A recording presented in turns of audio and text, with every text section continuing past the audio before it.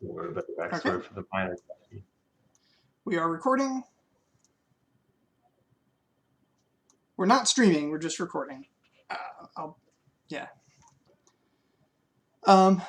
Okay, so when last we left off, some stuff happened. Would anyone like to earn an experience point for their character, either created or soon to come, for recounting the previous session?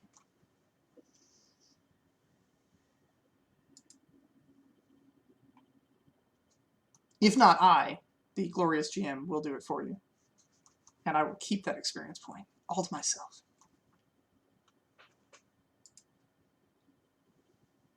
Be narrating this from the point of view of like our character that we're trying to play, or is it this? Or is this for? This should be for Vivian or Chris, right? I mean, they were actually there, like their characters were there, exactly. but this is just for the benefit of reminding everybody what was going on, since it's been a week since we played. So just to help everybody pick up the plot. All right, I'll give it a go. In a second, because I just realized I did not open up my notes. There we go. So, Evatala ended up in Baird to essentially get Remy out of jail, where Remy had been in jail for having been a bar altercation of some sort. We don't really need to get into it. And in the chaos of a city that's just had a, I guess you'd call it, evasion / revolution, she was able to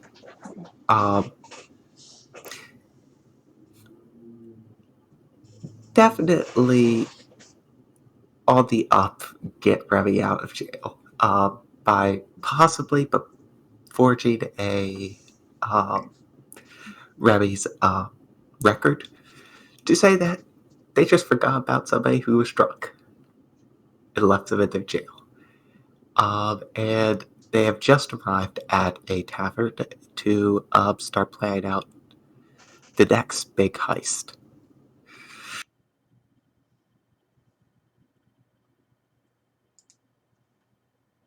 That is correct.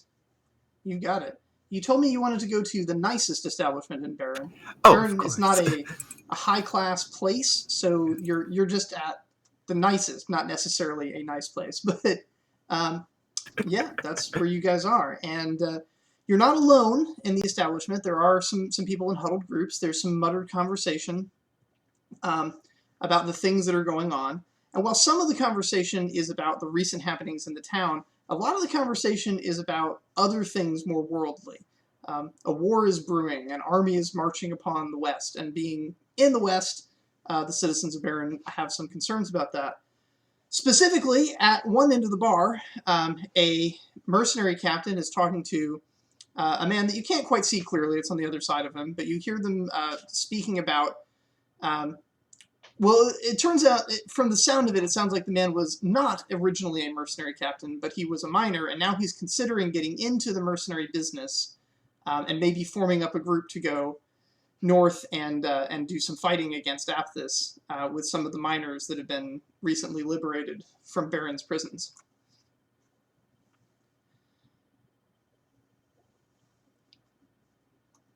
It is only upon sort of further investigation that you notice things about that man behind him. The style of his boots, his cap. This is an organized man, a very orderly man, and you think you know who he is. You think he's somebody that you've encountered in the social circles of Baron. You think that this man is quite likely a man called Slifan, who is he's been known to work with the one of the board of directors, the junior member of the board of directors for the mining cooperative. Why he hasn't fled the city is beyond you. Maybe he's just not officially on the books as an employee, but you know that he walks in the same circles as the man known as the Iron Shadow, Edgar Pennington. I'm sorry, Parrington. Edgar Parrington.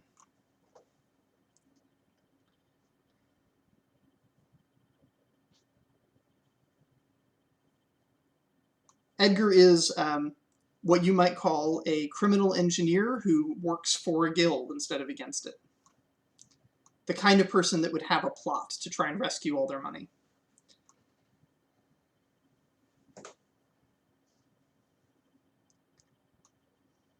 Do you wish to engage in your crimes while they're here, or wait for them to walk away?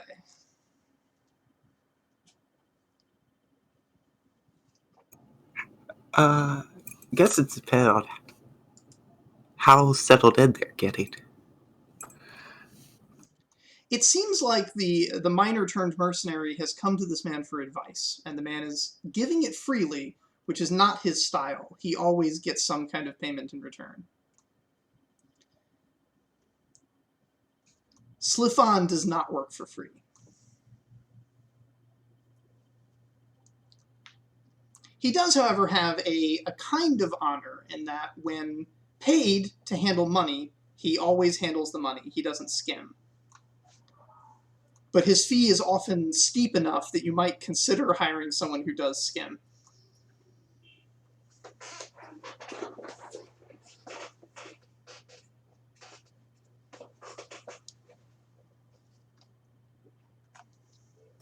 Great. All right. After waiting for a bit, oh, go ahead. Yeah, waiting. I was going to say, I'm probably waiting for them to scurry off. Okay.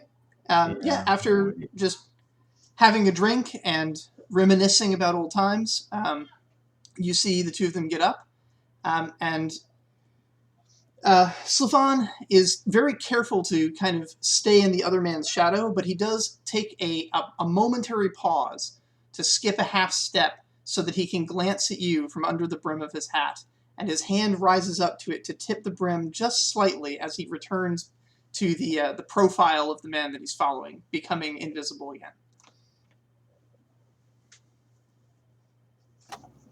Finger guns in return. Finger guns, incredible. The wealthy establishment recognizes wealthy establishment.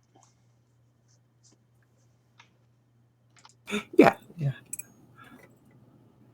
The wealthy, sketchy establishment. Now having... Wealthy and sketchiness are our two best friends. What's up? Wealthy and sketchy are best friends. Oh, yes. It's called eccentric.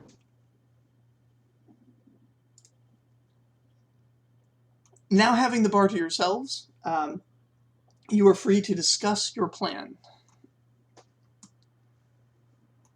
If you like, I can go over the details of what you as a character know, Remy. That would be helpful. All right. Currently, my plan is to get gold. You know that Plan A will no longer work. Plan A was when the earnings cart carrying the money that the branch office in Celebre had earned comes to Baron to hide that money from Celebre's tax services, which are also known as the Thieves Guild. You were going to rob that cart. That plan will no longer work because that cart is not coming. In fact, the entirety of the wealth of the mining cooperative has instead gone the other direction, has left from Baron to go to Celebre, where it will meet up with the earnings cart, and together a gigantic caravan with a nation's worth of wealth is going to travel most likely by boat to Corlanth, which would be their new tax haven. Corlanth being both a rival of Celebre and neutral in the oncoming war. The route that the money is going to take to Celebre will take them longer than it would take you to travel north through the Middle Kingdoms to the Moon Gate in the Thordil Mountains, where the dwarves live. That Moon Gate will let you transport directly back to Celebre, to the palace of Violathan, the bandit king of the Celebran city. So that is currently the plan, is go through the Middle Kingdoms along the Dwarven Road, recruiting as many ne'er-do-wells as you think are viable. By the way, the answer is 5 because we have 5 players. And when you get through that, sneak into the area where the dwarves keep their moon gate, go up to the moon, come back down at Celebre, sneak out of the palace, and then begin executing whatever your plan is to try and steal all this money. You know that you're up against a nearly infinite reserve of money to purchase security measures against your attempting this. So subterfuge is definitely going to be a key part of this, but also you should remember that these are also the kind of people that will hunt you for the rest of your very short life if you pull this off in a way where they know it's you. So you're also going to have to be very sneaky about how you get away with it. If you pull it off, then you'll have enough money to go start your own country.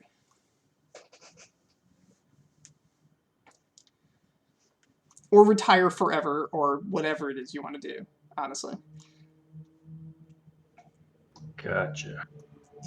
Or do more crime. Or do more crime, or establish a guild of crime, or, there's... yeah, it's a significant amount. The money is going to be in a variety of forms. There'll be some paper money, the forms of like banknotes and documents and deeds from the Rights and Properties Guild, but mostly it's going to be the hard currency that the miners love. Gold, silver, platinum.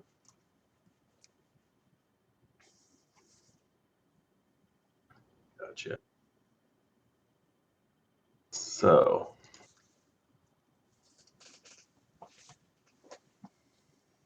So we got to beat them to Celebre and then get all their money. Won't be hard to beat them. It's the other part. Then I'll load all their money up on ships, you said? Yep. So can we just... The land route to Corlanth is ridiculous and involves passing through Philonaesthi, which is a hostile, xenophobic elven territory. So, but the sea route, all they have to do is pass by or even stop in for resupply the known pirate haven of Half-Elven, and then they're pretty much scot-free all the way to Corlanth.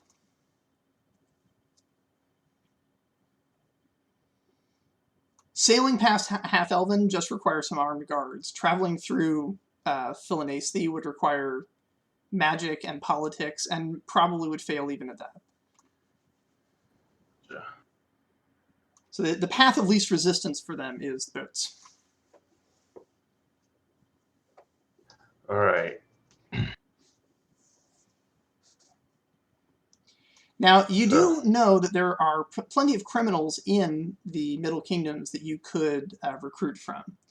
And available to you, because your good friend has brought you all of her documents on the local scene, you have 5 sort of criminal groups that have recently broken up for some reason or another. There are various reasons for each. Because they're not really on speaking terms with each other, you'll only be able to hire 1 criminal from each group. But you should probably review those and decide what it is you're going to need from each one.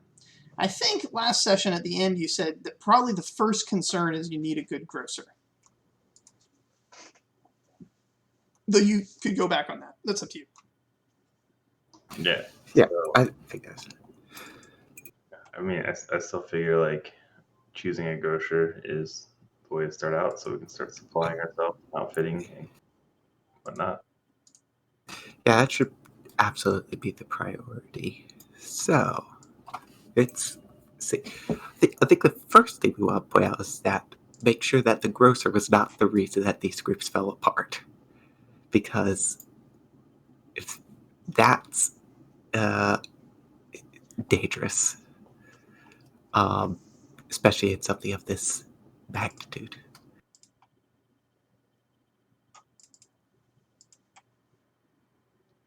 All right, then. Let's go through and have everybody introduce their grocer as a proposed character to recruit. Ed, can we start with you and just go through in the list that Discord is showing me everybody's name in? Sure. Number one poster. So my grocer is Dasco Bruder. My grocer, we're doing grocers first, right? That's done. Yeah. Yeah. So Dasco's around somewhere or other. Doesn't really matter where. He's an ex-bandit, so he's on familiar terms with Violenthin in not such a good way, I guess. Violenthin, for reference, is the current king of Celebre. Generally known for being able to just sort of get stuff from local markets as needed, whenever needed, with or without money or resources. He's just good at getting things when things are needed. Basically, he's a good provisioner. Gotcha.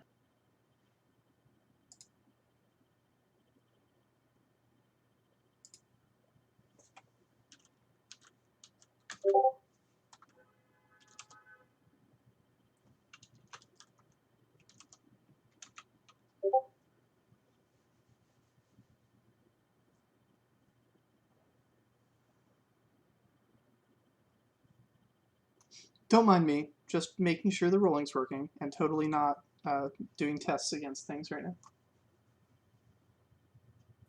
So you probably wouldn't know them specifically, but you would know the Shrouded Wolves. So they're an offshoot of Old Mordecai, and which is the bandit group that Violenthin was once kind of partially in charge of.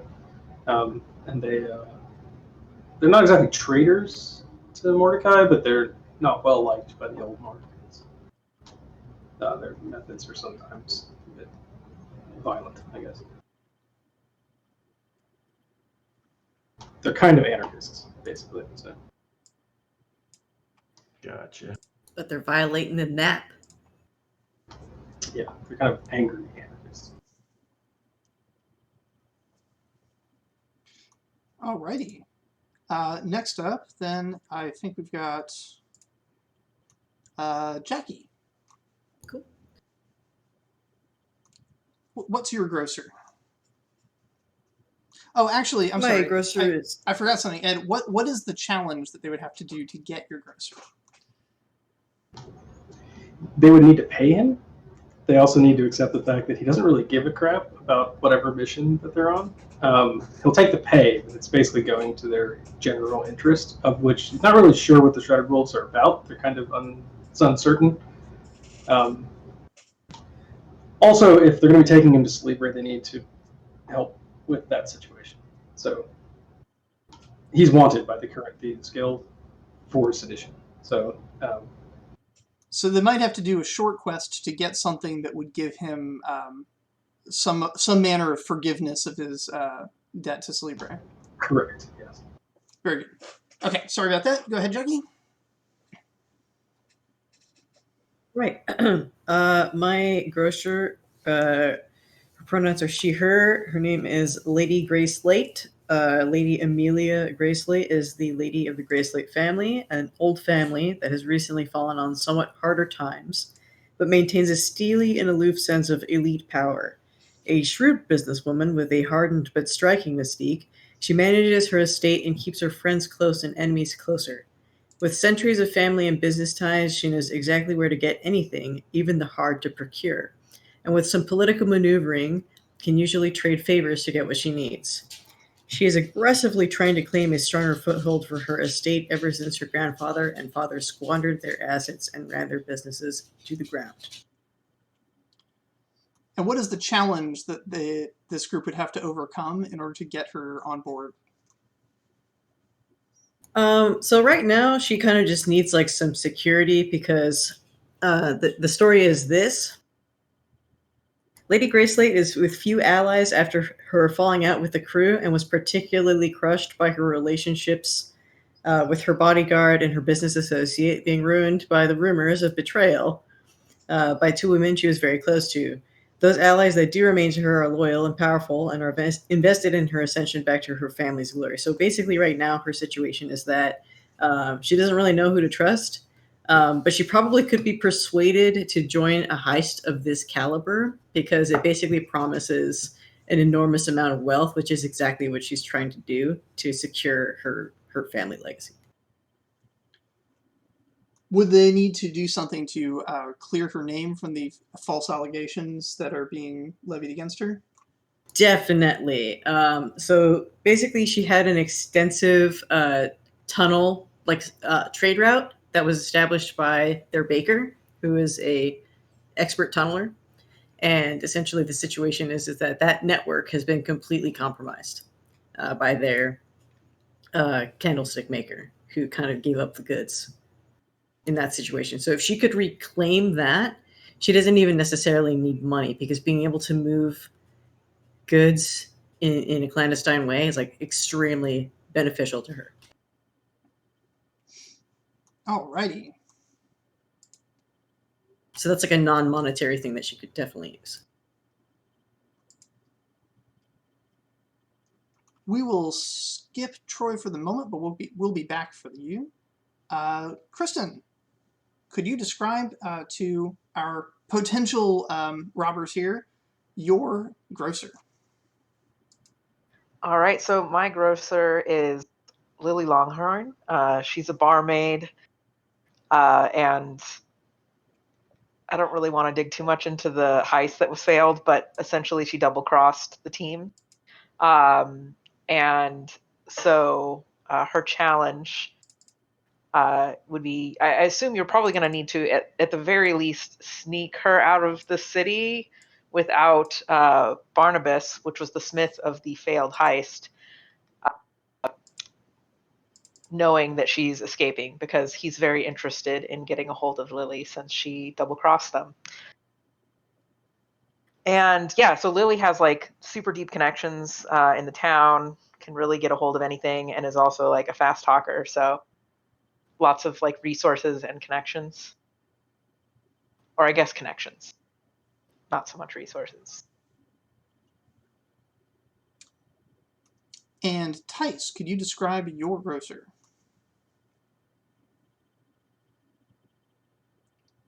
Get ready for things to get weird. Yeah, the grocer. That's the. Yeah, that's my goblin. You just get my actual thing up. 1 second. Oh, that's interesting, Chris.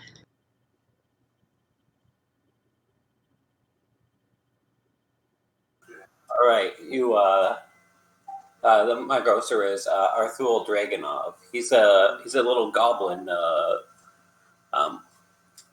who has learned that like making good deals and contracts with the lesser beings gets him a lot of the goods that he needs, especially for heists and stuff. He is a blood mage, and he's currently looking to get some blood for blood from a demon for a contract. So, in contrast to all of the grocers that are good at talking to people, good at acquiring items, this is a grocer that just makes contracts with demons in exchange for, presumably because it's a goblin, artificially created synthetic blood. Or perhaps real blood. Who knows? It's a goblin. Biomatter is biomatter. Indeed. And as he just mentioned, he currently needs to complete a contract that he owes by acquiring some demon blood.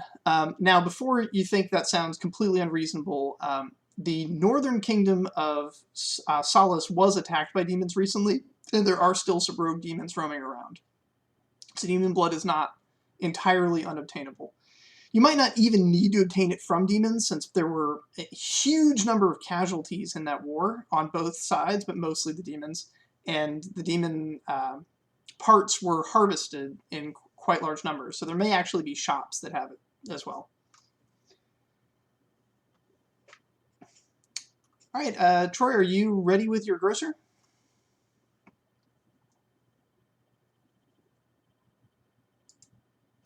Not quite. I think I was starting my thinking higher because the bigger was first. So I'll keep thinking. Try to get something quick. Okay. One of the pages has gone missing. I'm sure you'll come up with it later, but there's 4 grocers for you to consider. All right. So, am I understand this right? Like, Celebre is kind of like the stopping point before the money gets routed to the new place, or is the money getting routed to the new place before Celebre? Half the money's in Celebre. So the money is going from Baron to Celebre, where it will double in quantity, and then from Celebre to the new place. Got it. On its way to the new place, it's going to pass near a pirate place. And the new place is Corlanth? The new place is Corlanth. The pirate place is Half-Elven.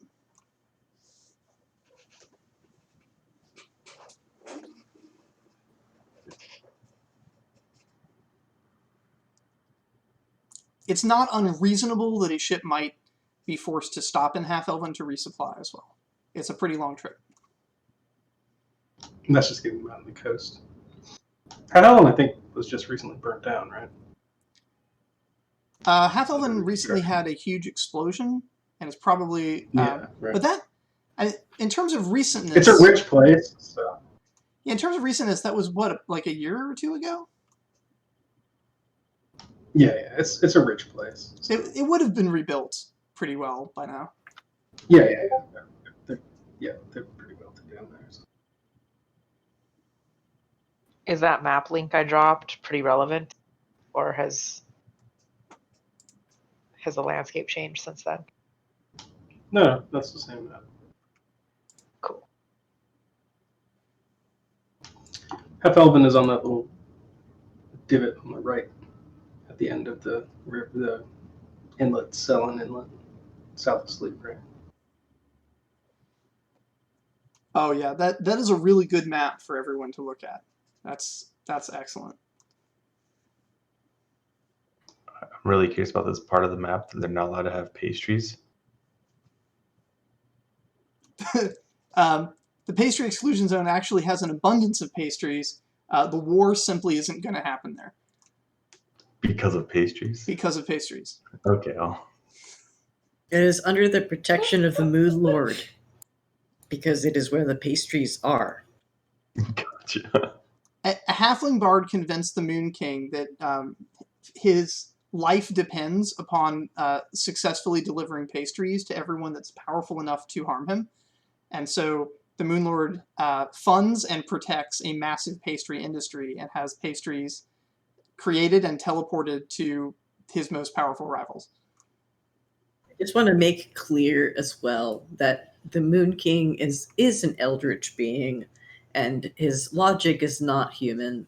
And so while this is very cute, the Moon King is a terrifying being. Yes. And it did later turn out there was a slight ulterior motive to some of the pastries, which had threads of Far Realm energy woven into them to build a net that he could use to ricochet off of it and travel through time. I'm okay with any of this. No, okay. But anyway, that's the pastry exclusion. Someone asked about the pastry exclusion zone, so it was me. All right. I mean, the Moongate locations too are pretty handy on this. Yeah. So Thoradale's where we'd be coming out of the Moongate, right? To go down to Celebre, or we'd be going to Thoradale to travel to Celebre. Right, because you're in Baron right now, and it's a shorter trip from Baron to Thoradale. Oh yeah. Is Baron on this map? Yep, right in the Troll Mountains. It's the middle mountain range. Oh, I see it. Okay, I gotcha. I see it. All right. The Druid Woods are not fast travel either, and the route from Baron to Thoradale recently had a Dwarven road installed, so it's like super luxurious and fast to travel. Whereas, yeah, the road south from Baron is not spectacular. Gotcha. All right. I think... You estimate, actually, if you headed straight to Thordil without even stopping to recruit, you'd probably get to Celebre with like 3 weeks to prep before the caravan arrives. But you're going to need some time to do some recruiting. You don't want to end up with people you recruit that are secretly members of the Celebran Thieves Guild. That would not go well. Mm-hmm. So yeah, I think our best bet is to get someone that is pretty familiar with Celebre and has connections and abilities there. I feel like that's going to be a big place for us to make this happen. So I'd like to go with Dasco. Yeah, I'm inclined to agree. I know for sure I don't want to go Lily, given that she's the entire reason the Shadow Serpents fell apart. Allegedly. Fairly allegedly. But with something of this nature, I definitely don't want to take the risk. So yeah, I'm inclined to agree actually with having Dasco over the others. Alrighty. Mm-hmm. Yeah, so Dasco then is a good pick. So Dasco is definitely going to know a lot about certain aspects of Celebre. Dasco is currently not welcome in Celebre, so you'll have to do something about that. But yeah, that's a good one. That does preclude hiring any of the other former Mordicans from the list, as they probably will not work with Dasco, given that they broke up on very bad terms, arguing over a single tiny coin. Well, we have many tiny coins for them to argue over. I mean, your coins are much thicker. The coin they were arguing is like the thickness of aluminum foil.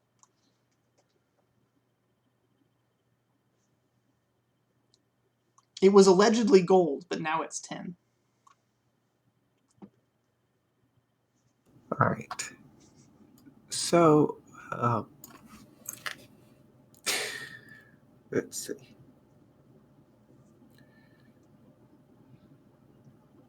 All right, then. A grocer, that's a good pick. You'll probably want to add some more to the team. You don't need another grocer so much. One will usually do. Yeah. We could go for some muscle. Yeah, I think minor. Yeah, I was thinking muscle or a baker if we have a particular plans already of how we want to have either a point of entry or point of exit or something. But also, I mean, so far we don't have muscle. So yeah. We're going to need it eventually. Might as well start with it. All right, let's get a minor.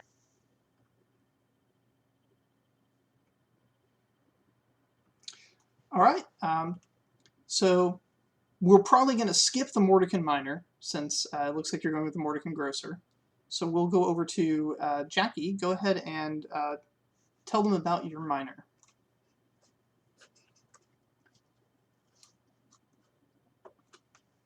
Rorik is an imposing woman, nearly 7 feet tall and barrel-chested. She has fought in various campaigns against demons and is, or was, retiring to a quieter life of mercenary and security work. She's intensely protective of her current client, Lady Gracely. They have worked together off and on for many years. It is rumored they have had romantic entanglements, though neither have admitted it. Well-versed in all things martial, beyond being an incredible and experienced fighter, she has the ability to coordinate small groups in close combat scenarios with the steady hand of a seasoned leader. So this chick is a veteran of various shitstorms that have happened in the region. And there have been many, but if she's a veteran of fighting demons, you know she can handle herself in combat. And having tactical skill is pretty valuable. But what is the challenge they'll have to overcome to successfully recruit her? She's currently being jailed by her romantic rival on the assumption that her rival is the reason why the crew has broken up. So, yeah, she went on a drunken bender. She had a bad night. She's currently held hostage.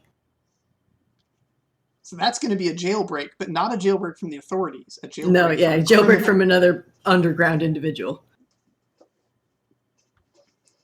That might stir an interesting hornet's nest. Should be pretty fun. It's all based on a rumor. So if the rumor is resolved, then several of the parties can resolve their issues.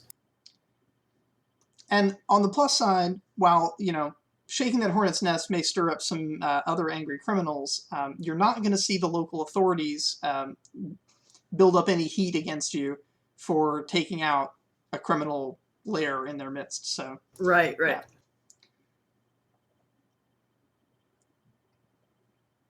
Alrighty.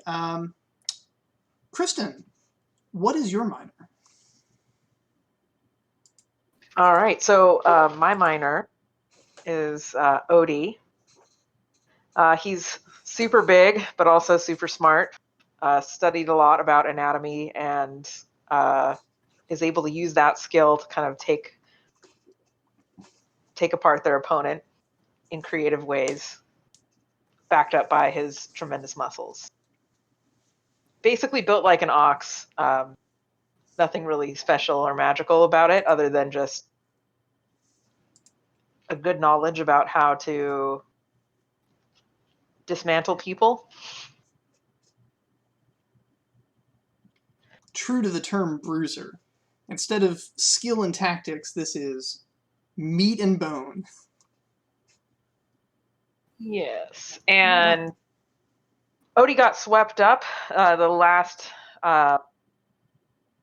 mission he was on went south, and he and a couple of his colleagues got rounded up by a local bar owner or tavern owner.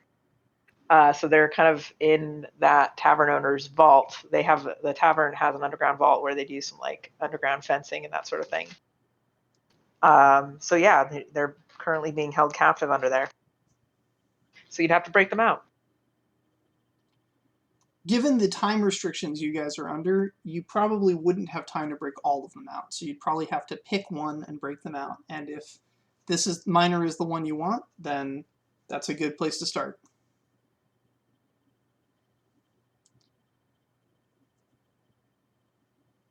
Alrighty. Tice, you specifically said you don't want to play your minor. Is that correct? Yeah, but I can still tell them about it because just in case it comes up, if they Okay. For the opposing party, right? Sure. So they would tell. Her name is Skittles. She is. She used to be an elf before she died, and then she came back through some strange miracle. And ever since then, she realized that she thought that she was not strong enough to stay alive, so she's been replacing parts of her body to enhance herself. And the one thing she needs right now is she needs to replace her hands with new parts from a dangerous animal. So unlike the last person who takes people apart, she takes herself apart to take other people apart. But as was mentioned, she needs some hands right now. And a combatant that doesn't have hands is not super useful until you get them. So this is kind of a Mad Mardigan scenario, where she's not going to be super useful to you until you get her new hands or claws or whatever it is from that dangerous animal she's trying to get. And then she'll be, well, an animal in combat.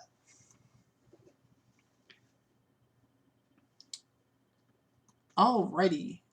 Troy, do you have a minor that you'd like to just give us a quick rundown of? Doesn't have to be super specific. Oh, you do? Oh, wait. Yep. All right. Yes. Please tell us about this.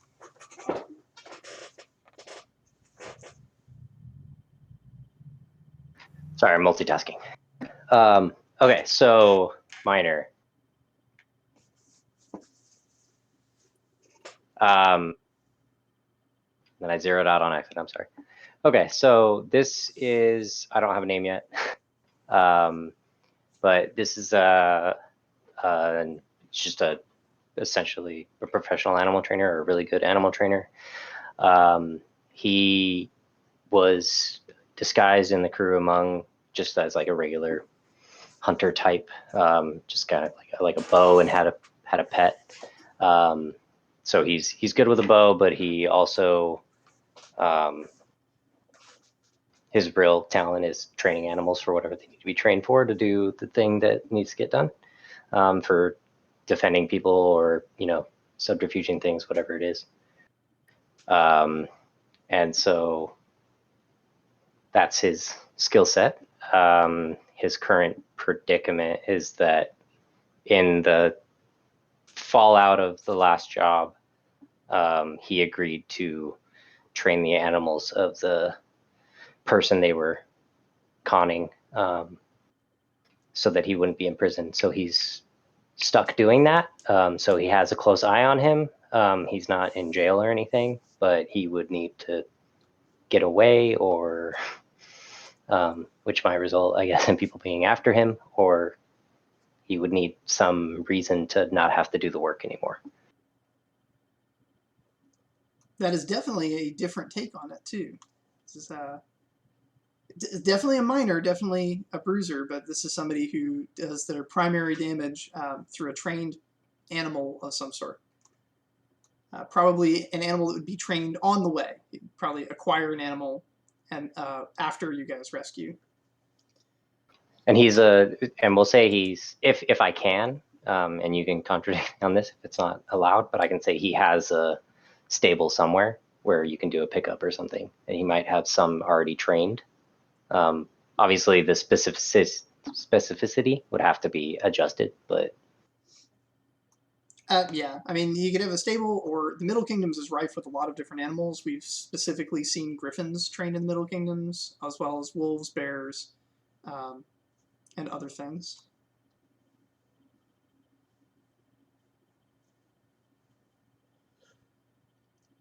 So there you have it. 4 picks, because we left out the Mordekin, for a miner. What do you guys think?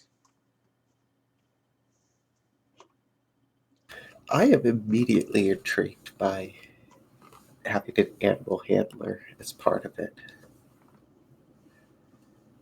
My only concern with that is I feel like we have to do 2 jobs to get the miner up and running. Then we have to get the miner available, and then we have to get the miner damage dealing source.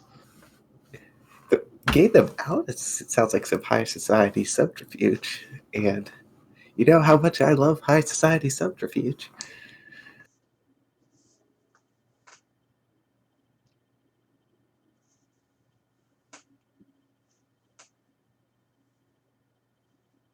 Yeah, I was leaning towards Rorak.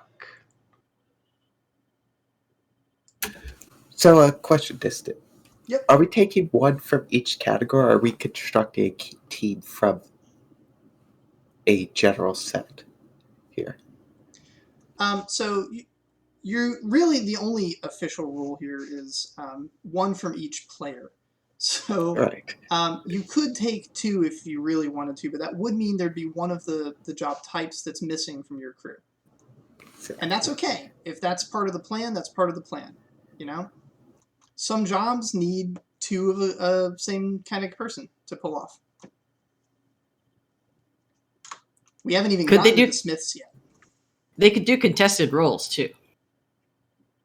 Yeah, if you guys disagree about this, then what we'll do is we'll do a persuasion test between the 2 of you.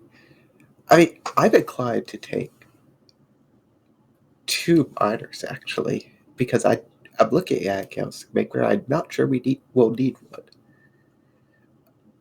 considering that we are either going to be taking it on the high seas or taking it on its approach to the high seas. But the trickiest trick is if they know it was you, then you won't keep that treasure for long. Right. Getting to the treasure is easy. Getting away with it is hard. Right. I just think explosions are so useful.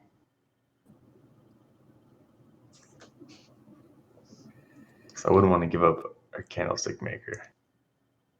My explosive experts.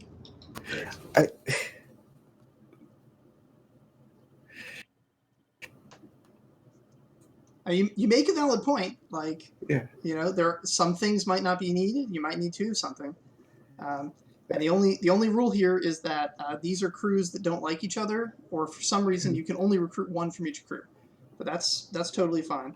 We're just going through this to give everybody a chance to talk about their stuff. I'll tell you what. Let's take some traditional muscle, and then circle back around and decide between an additional miner or candlestick maker at the end when we have a full crew. Sounds good. Alrighty. Of the traditional ones, did you want the one that's Rock? I'm the most traditional because I don't have an animal companion or animal parts. I'm just 100% certified motherfucking grade A beef. Well, so is Odie. Odie's 100% certified grade A beef too. You're That's true. You're grade A beef that leans towards tactics and leadership, and you have a history of fighting in groups. Yes. Odie has a history of being the size of an ox and functioning with the equivalent strength. I'd like to see them in an arm wrestling match. Delia's pretty. She's pretty traditional. Oh yeah, the Mordekin one is definitely of the options. The problem is she'll arm wrestle. Yeah, Delia would also be a devastating frontline fighter. The challenge with Delia is that if you recruit Delia, then you won't be able to recruit your preferred grocer. I mean, you can, but she'll kill him. So you'll have them recruited for a very short period of time before you'll have one recruit and a corpse. And the corpse would be Broder's corpse.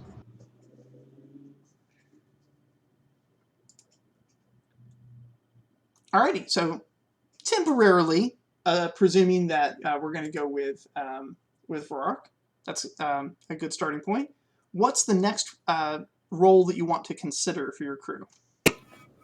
Almost certainly a smith for me, actually, Sounds because good. we're going to need a way, some way, to create some form of identities for us, at the very least. Smiths are, in a lot of ways, really awesome in the criminal underworld because they can adopt a persona, dress up like them, spread lies and rumors about them, become a completely different person who is entirely fictional and vanishes the second the Smith leaves the scene. This is particularly useful for what you guys are trying to do because you want to get away with the gold and you want no one to have any idea it was you. So let's take a look at the available Smiths, and just in case, we're going to go through everybody's, just so you have sort of a sense of what's available in case you want to swap out one of your original picks for a Smith. So Ed, go ahead and talk about the Smith from the Mordicans. Sure. So Osa Shal is well known amongst various circles. He actually was a member of the Thieves Guild for a while before he joined the the Shrouded Wolves. He's the next Mordican, like the others. And he was kicked out of the Thieves Guild for being extremely effective, but he was taking some of the cash for himself and putting it into an offshore account, I guess you'd say. He was essentially taking extra taxes on the transfer. So he was stealing from the Thieves Guild. So he was by removed, they attempted to basically arrest him, but he just wasn't around anymore. No one was really sure where he went. He's actually wanted for sedition like the others, but he's wanted alive because they want to ask him where all the money is. Recruiting him, therefore, has the similar problem of you need to get him forgiveness from Celebre. This may be somewhat more complicated than the others because, again, Celebre wants to know where the money is, unless he actually knows where the money is. But yeah, that'll be something you'd have to discuss with him. But it also means you would not be able to recruit any of the other Mordicans.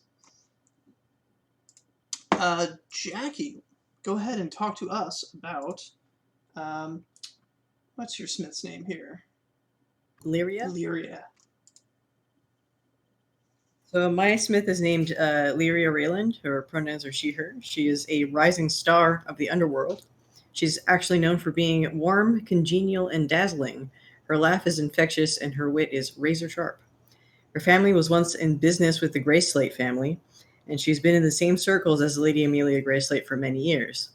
And the two women have been familiar since their younger days, though primarily learning to take over their various family businesses from their fathers.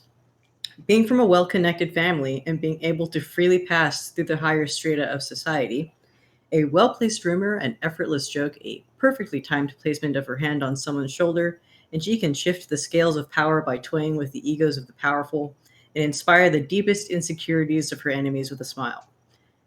Has also been rumored to have had romantic entanglements with Lady Grayslate, but she will always maintain that she doesn't kiss and tell, which only incites further wild speculation as to how intimate her business relationship with Lady Grayslate is.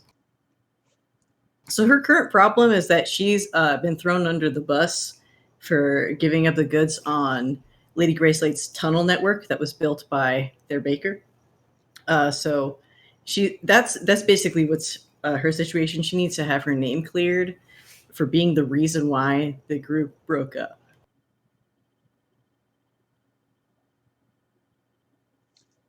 And she's also currently holding another member of their crew captive. So part of her situation will be probably more social than anything in trying to get her clear of the accusations, but also get her to no longer have the other member imprisoned without the other member cutting her in half. As Rurak is the other person you guys were considering. So, yeah. In this case, you have the option. You can rescue Rurak, or you can talk down Lyria. You will have to talk down Lyria either way. Yeah, but you're only walking out of there with one of them joining the crew. Yeah. Okay. I'm going to let Kite have some more time, and we'll move on to Kristen. My smith is named Barnabas Silverstone. He is a longtime con artist, an older gentleman with over 40 years of experience, bringing together talented specialists to execute dastardly plans with precision. So he's just been on a ton of successful missions and just lots of experience in that realm. After the heist, so the heist that went bad, or the mission that went bad, Barnabas ended up getting snatched up by some people, basically the people that the original owners of a precious item that they had been stealing. So he is currently imprisoned there. Uniquely, amongst all the people that they have imprisoned, he's the one that actually knows where the precious item really is. Yes, that's true.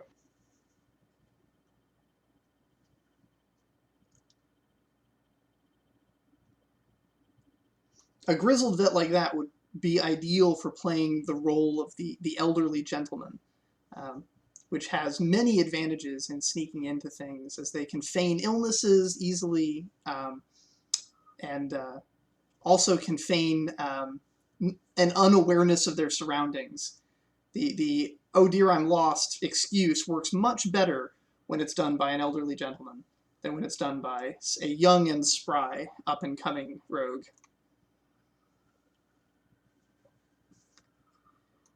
And Tice, what is the Smith of the Bloodhound Gang? Right, the Smith of the Bloodhound Gang is this half-elf named John Goodman. He's a man who would even sell his grandmother for the right price. He's an illusion master of magic. Spends his time making a buck on selling things that don't even exist. This is straight up magic. You want to disguise yourself? This guy can literally cast a spell that changes what he looks like into whatever. So, yeah. Magic has a lot of power to it. But there is one problem, because as it says here, he is willing to sell his grandmother for the right price. And what's the challenge that he needs? Found out I got the right price, and well, sounds like she might have something. So I need to go get her back. I sold my grandmother. I actually did it. Someone offered him the right price. He sold his grandmother, and now he wants her back. Yeah.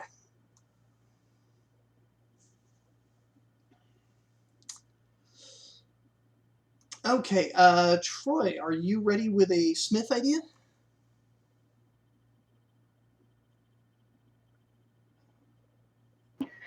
I do not have one yet. I was thinking about doing some sort of magic illusion, but I didn't want to, and I'm trying to think of what else a smith can actually be.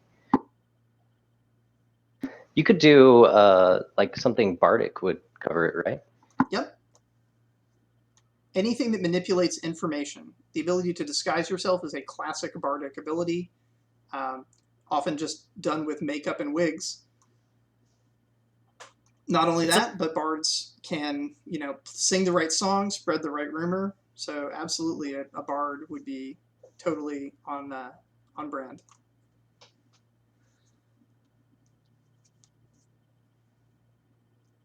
So I guess we'll go with that for now. Some kind of bard.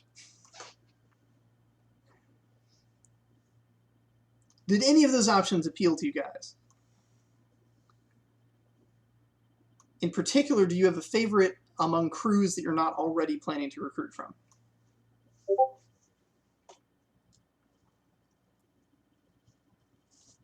It's Parmesan.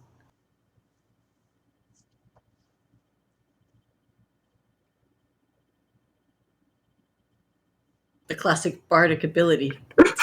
Parmesan. I mean, I think this is fortunate that I think it's fortunate that my favorite Smith is from a crew that we haven't considered one.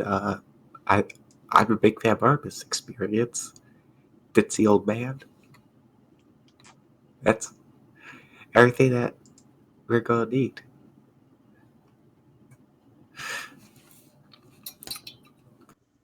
Yeah. I was also thinking John Goodman, get some magic on the team. Plus, you get to save someone's grandma.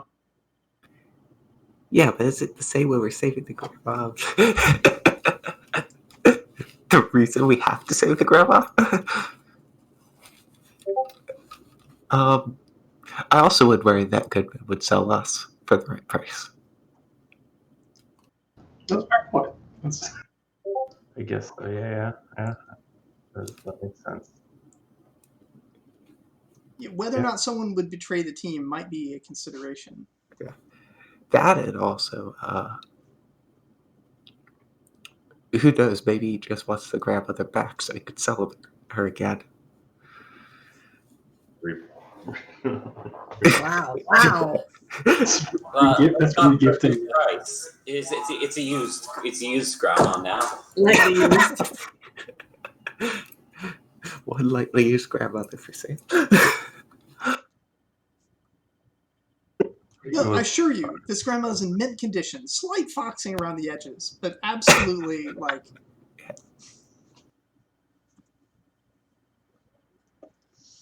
I mean, it is a killer business plan. And it's not like you're about to hire a bunch of honest people. True. I have to respect the ingenuity, but I leave Barnabas for the experience. Because I don't want to take a risk on the Smith. I could take a risk on a minor. I could take a risk on, someone else. But the Smith's going to be the reason we get the money. We keep the money. All right. We can go with Barnabas.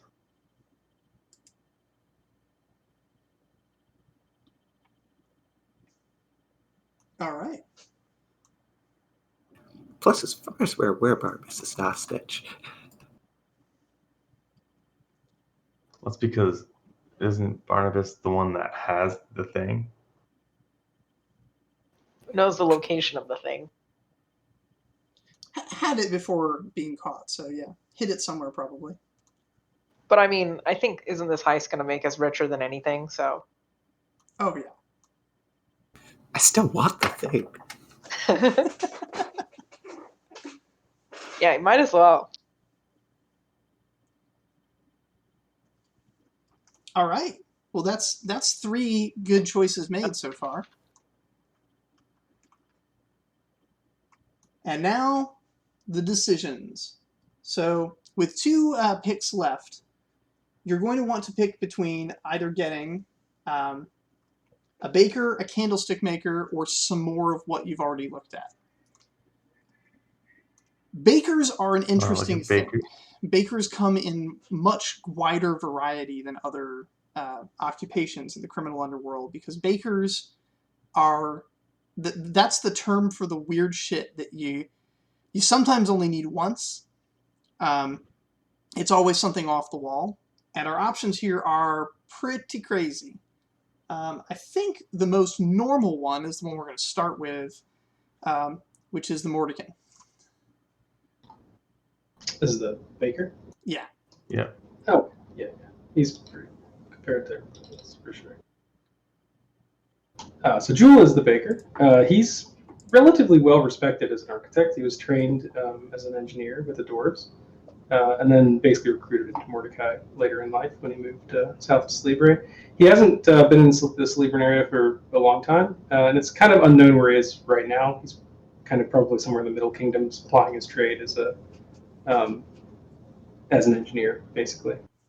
He's generally known for being able to open any doors that need to be opened. He's not a mage or a wizard. He's just a dwarven trained lockpick, basically. He makes locks, he takes them apart, and he knows how they work.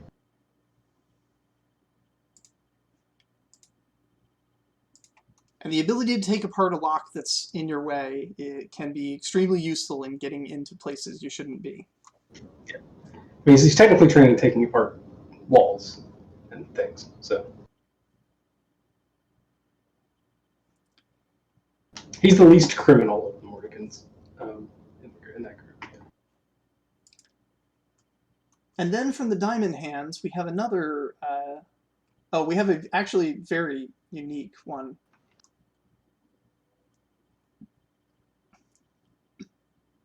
Jack, Yep. So Boris the Drill Stonebeard, him. He is the youngest son of a long line of expert tunnel makers who was never expected to take on the family business. He eventually landed a gig doing petty heists and has been in the business and taking on harder jobs as the years went on. Now he is one of the best-known criminal tunnel makers. He is disgraced in his family, who consider his line of work a betrayal to the family craft. His family is known for their incredible craftsmanship, dedication to structural integrity, elegance, and spaciousness. While Boris lacks the elegance of his siblings and forebears, his tunnels are known for being just as spacious as his family is known for, while also being incredibly discreet and outfitted for each job accordingly. If you want precision, space, and amenities, Boris is the premier craftsman of such tunnels. So if part of your plan is going to involve, for example, creating a tunnel under a street that you lower the caravan into and quickly swap it for a false caravan with fake money, Entirely. He's the guy that's going to dig that tunnel for you. Whether that's, in the cities of Celebre, which is ill-advised, the cities of Corlanth, which is actually probably not as big a deal, or if you can somehow create a stopover in Half-Elven, which is a city recently destroyed, which would be very convenient for modifying and doing tunnels for in its reconstruction phase. This guy would be super handy for such an activity. As far as the challenge facing this character, he has recently heard word of the death of the head of the Stonebeard family and has decided to claim his birthright share of the family business. He has considered this shift in priorities as his last job ended in catastrophe. He could be persuaded to take another job if someone wanted to indulge him in realizing a grand vision for a tunnel of supreme quality.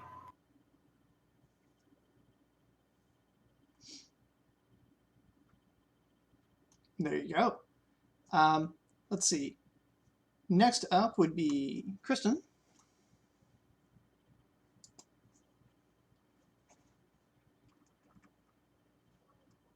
All right. Baker is Wrigley. They are a tinkerer, and they basically can take anything apart, put it back together in working order. So they're good at like reverse engineering. Yeah. I was actually considering potentially. I haven't really like fleshed out these characters, but I was considering that they might have the ability to also get past magical locks. So kind of like a combination of like understanding the mechanics of how things work, but also like in a world where magic exists and being a locksmith. A magic engineer.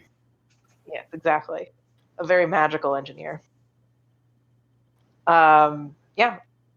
They are currently locked up with two of their comrades in Jax's vault. So you'll have to break them out if you want them. And Tice from the Bloodhound Gang. Charles Broomstone. Yeah, Charles Bromstone. He's a gnome necromancer. Has a unique ability to make people talk, especially when they're dead. They train to be able to get the soul to speak when the living body does not wish to. They can talk to about any kind of body. It doesn't matter how fresh they were dead. So if you really need someone to talk, you can always just finish them off and then call me up. And what is the challenge for rescuing this necromancer that could get intel literally from the dead? It seems like my butler has been kidnapped. Might be from I believe a fellow opposition necromancer has taken him away. Gotta rescue the butler. Rescuing a butler from a rival criminal gang. Sounds exciting. And let's see. Troy, do you have a baker?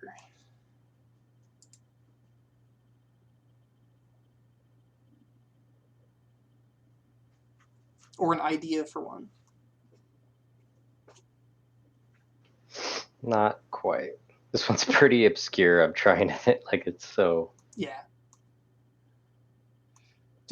For reference, the term baker comes from one of the more famous heists in the history of the criminal underworld, in which a group of criminals managed to sneak through a moon gate onto the moon itself and essentially hack the portals that route between the rooms on the moon by having a literal baker bake cookies to feed to wolves that would get them to howl different portals into existence. It's all about the flavor profiles you see. Yeah. The druids had trained the wolves to respond to different flavored cookies the halflings were cooking to open portals, since the druids couldn't be bothered to constantly be opening the portals the halflings needed. So the halflings figured out a system of flavor profiles to get the wolves to put the portals where they wanted, and the baker tasted the cookies, hacked that system, and figured out how to open portals to other places that the halflings weren't supposed to have access to. In so doing, managed to get the criminal team to a massive supply of mithril that they then managed to get off of the moon, becoming fabulously wealthy in the process, before it was revealed that the mithril had a flaw in it and it was beginning to revert into silver. So it crashed the mithril economy, and then it crashed the silver economy. Yep, and in the process also crashed people's faith in mithril weapons. The term moon mithril now refers to a mithril weapon that's going to break because part of it's going to turn silver and then it's just going to fall apart.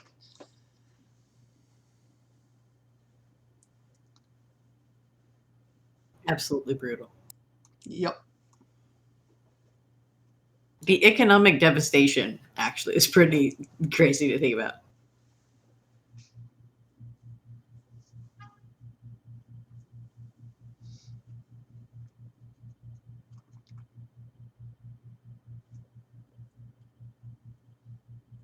Well, did any of those bakers seem attractive to you guys as something to hire?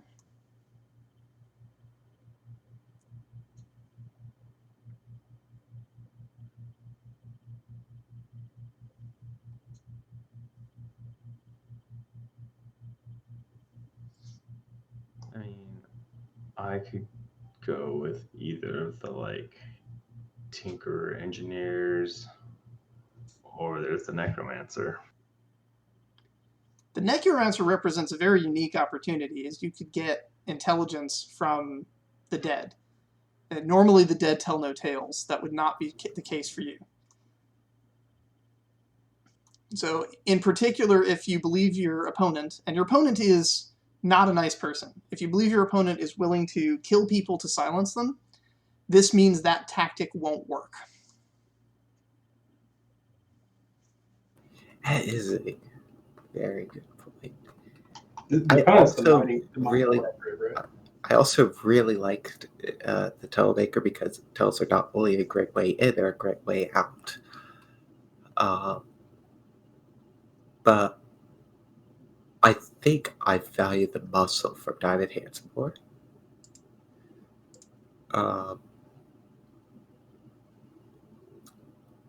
And also, I'm kind of interested in making sure,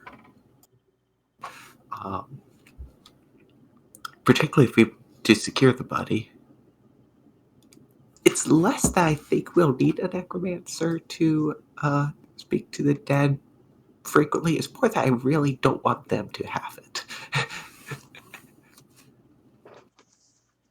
Because that means that anybody who knows, like, we don't have a security over it.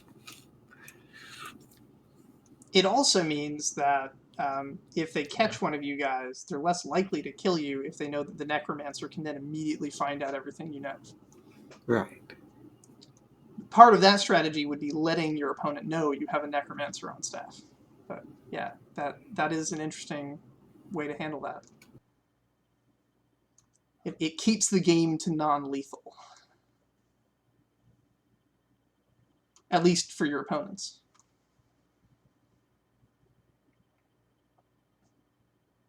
Yeah, I mean, I'm happy to use the necromancer. I think that's right. Could be more useful.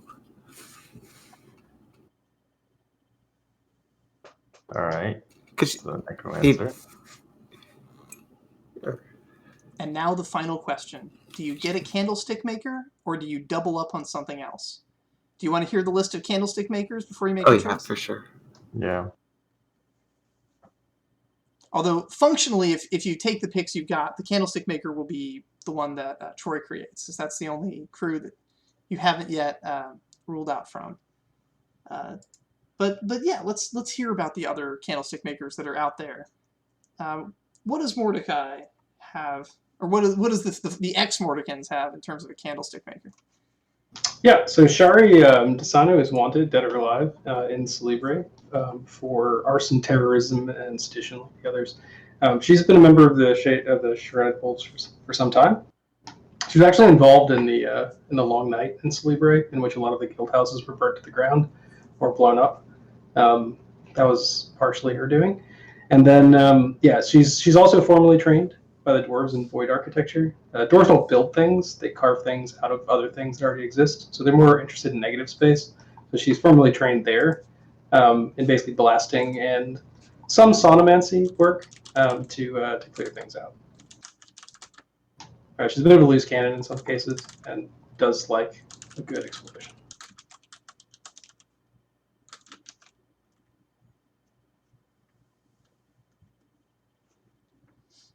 Excellent. We all kind of know the challenges of recruiting Mordicans. Jackie, the Diamond Hands had a pretty interesting candlestick maker, if I recall. It's certainly one with the best name. Yeah, the candlestick maker is Jareth Sterling Crumbles Black Granite.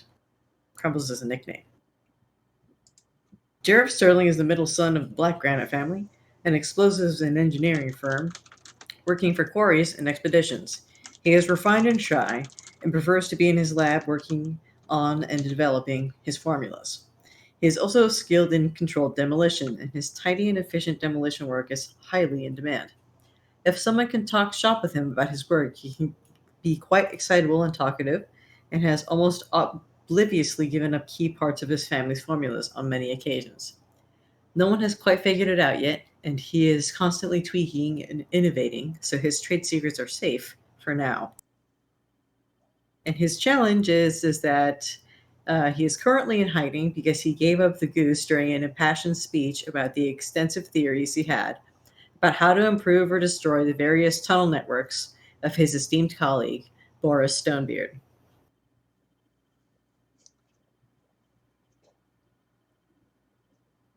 Oh, So basically, through your little network of spies in your little file, it says that it was discovered that this guy has gone missing, and they found out that a lot of information is leaked, and this is the leak. Which is not a great look if you're trying to specifically get away with a crime with no one finding out who you are. But he's got skills. Let's see, Kristen, what about, let's see, is it Monty? Oh yes, it's Monty. Yes, Monty.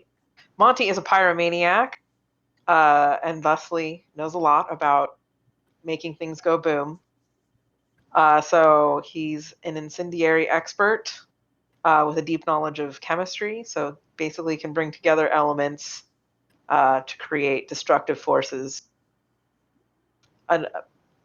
strong enough to potentially destroy entire cities. So, but he's also able to do things with great precision as well. So they don't always have to blow up entire cities. But, you know, if you need to.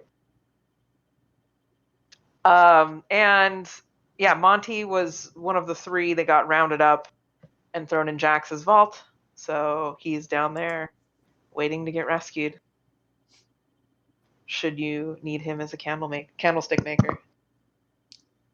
So far we've got someone who can blow up entire cities, someone who can light entire cities on fire, and someone who can crumble entire cities to the ground. And the Bloodhound Gang has an interesting take on the candlestick maker. Talus, go ahead and tell us about Bromphus. Yeah, Bromphus is a dwarf. He spent years of being an alchemist, and by accident he figured out also how to reanimate dead, which he uses now by infilling their bodies with explosives, so that when if you want something taken out, but like a little bit more like hidden before the explosion, because obviously after the explosion happens, everyone knows there was a bomb there. But you could have just some bloke walking along the street when the timer goes off. Some people throw grenades. Some people hide the explosives the previous day. Bromphus has the explosive. Walk through the front door. What will be the challenge in recruiting this exploder? After his last little thing, he needs more bodies for boom. Which means grave robbing. And Troy, I don't know if you came up with anything. I did have a suggestion of a type of candlestick maker that I haven't seen yet, if you wanted to try something off the wall.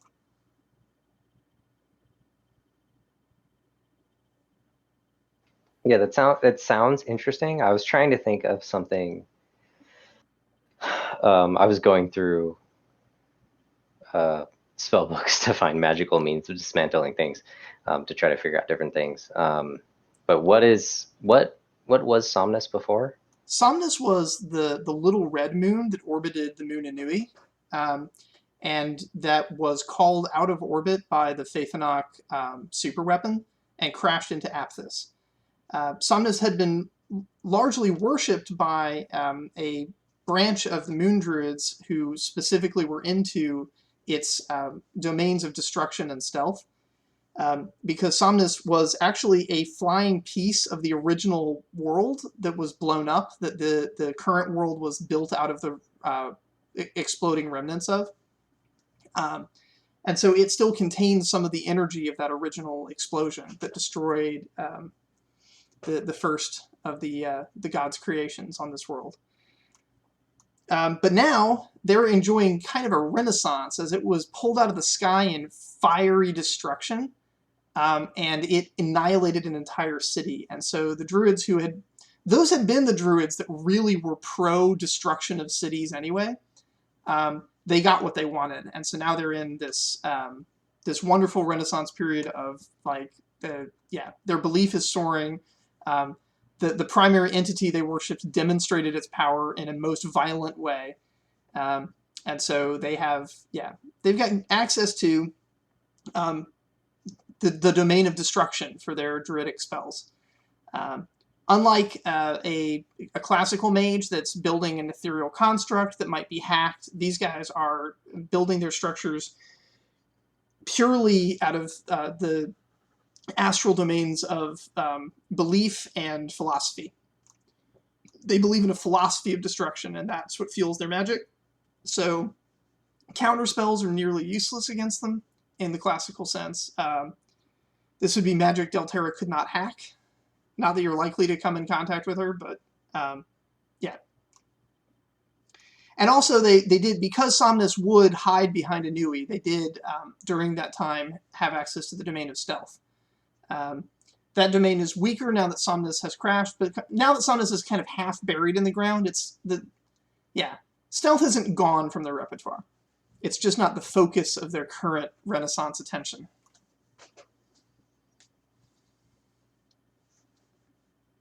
Got it. Yeah, I will try to flesh it out more if I need to. But yeah, that I would probably go with that. We can say that the difficulty in recruiting this person is that they're hiding, so you have to find them, and they're good at hiding. So you may have to either talk to one of the other crew or... Yeah, and they may well be hiding on the moon Anui. So this might be one where you have to recruit him after you go through the moon gate, but before you come back to Celebre.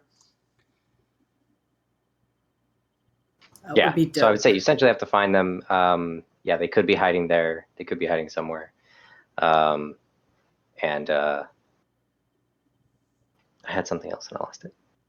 There was a brief period of time where they were led by a woman that believed Randy Firehands was going to be their next messiah. That proved to not be true. But wasn't it Randy Gearhands? Randy Gearhands. Randy Gearhands. Sorry, I was like, hang on a second. Yeah. He fire gears caused so many explosions that fire exploding was like... bomb pants. Exactly. Yeah, but Randy refused to take up the role of their messiah, and that caused her to fall out of favor. Bunch of politics going on the moon. So there's any number of reasons why a Somnus druid might be wandering around ready to blow shit up. Do any of those options seem particularly appealing? And note that if you go with the druid, that means that you don't have to change your other picks around. Or would you rather take something else, something other than a candlestick maker?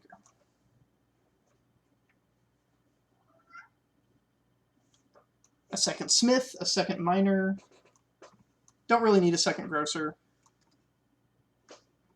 I mean, I like the druid. I still have not convinced we're going to need explosives. I mean, it's just... It's more like destruction than explosives. Like, this is like pure... This is like entropy shit, yeah? Yeah. Like, it doesn't have to be big and fiery. It could just be that the bridge collapses, the building falls down, the thing deconstructs on an atomic level. I mean, for my character, it has to be big and fiery, but it doesn't have to be that. Well, for most of the characters, it's big fire or big exploding bomb body. Yes. Some of them do specify that. The druid does also come with stealth as one of his domains, so that's a thing. I mean, explosives could be used to explain what happened to us. We just died in an explosion.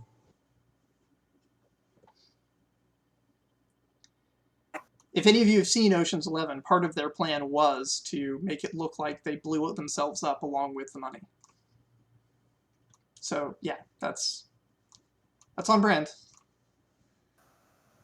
I almost wish I, now thinking about it, I almost wanted to thought of making a candlestick stick maker that unexplodes things.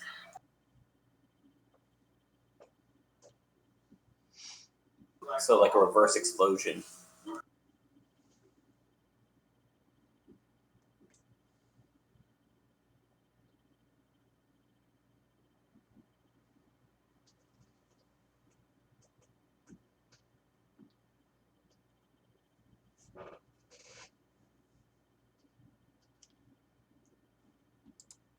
Well, while you're thinking about it, let's just review your current picks.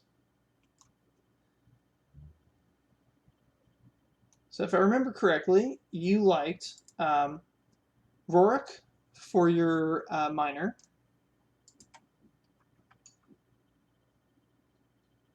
You liked Barnabas for your smith.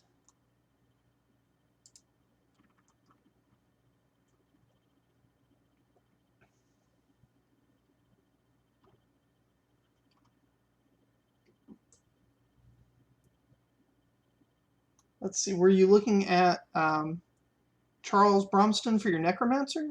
For your baker? Yes. Yeah.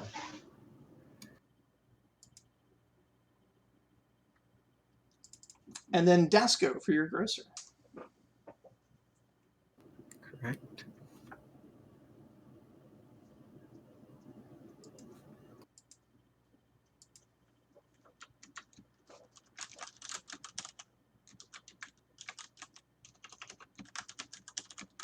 I mean, an explosion is probably the most extreme form of muscle.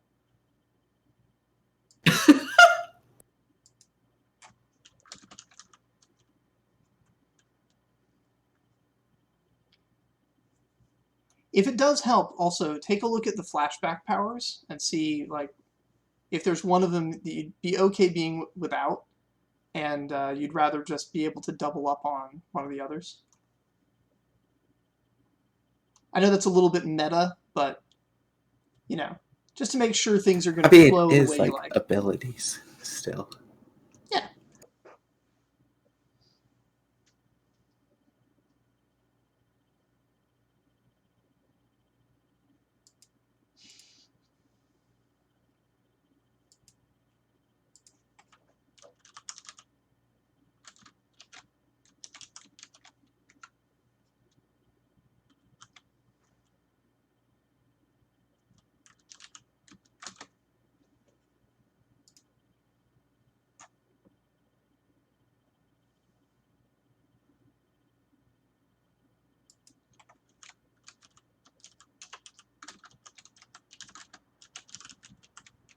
Okay, I'd be fine taking demolitionist. I just am not sure that we need one.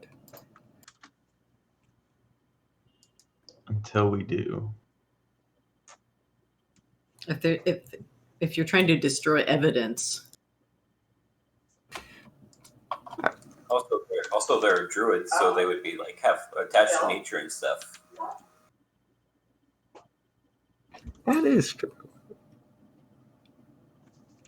Like their main thing is destruction, but they have access to the other things as well. That is true. I mean, I think in this situation, I'm going to defer to Remy. Go with the druid and just make it easy. Just like the flexibility.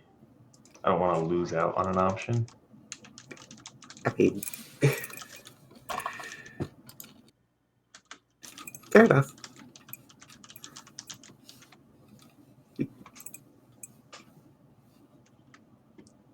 I guess if I did have a candlestick maker, it would have been a much different way out of you out of prison. Alrighty. Is everybody happy with the characters they're going to be playing? Yep. Yep. Yep.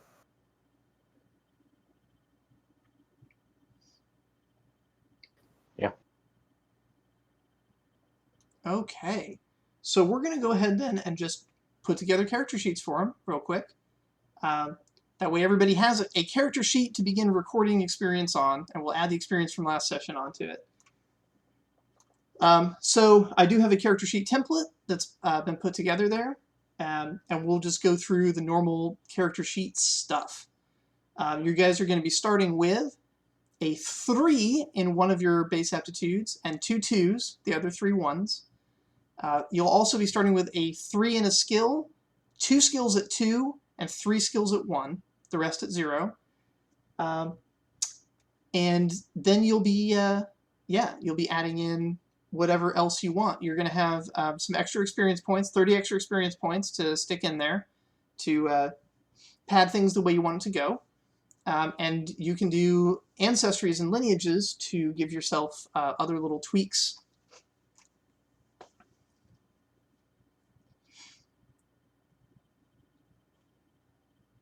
I would like to make sure they're all where I can see them in the directory or in...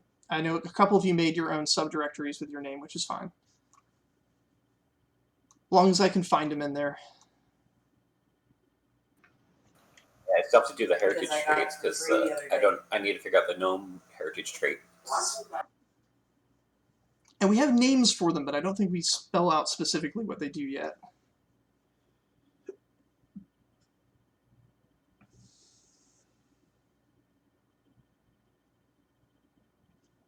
This may be, giving the GM ideas, but I just have this image of us running down bodies to interrogate them while having the candlestick maker from the Bloodhounds try to quickly clean up every body with the explosion. It's just a race for that. It's a race to the body.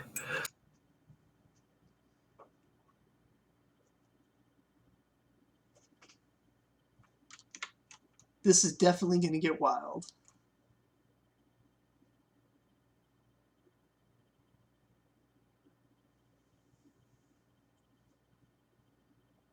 I love it. So I went to the character sheet template and it says name, Bill the Tiller.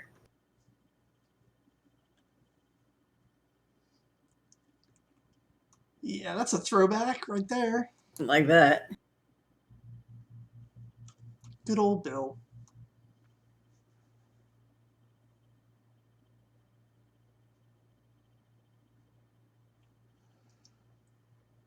Hmm.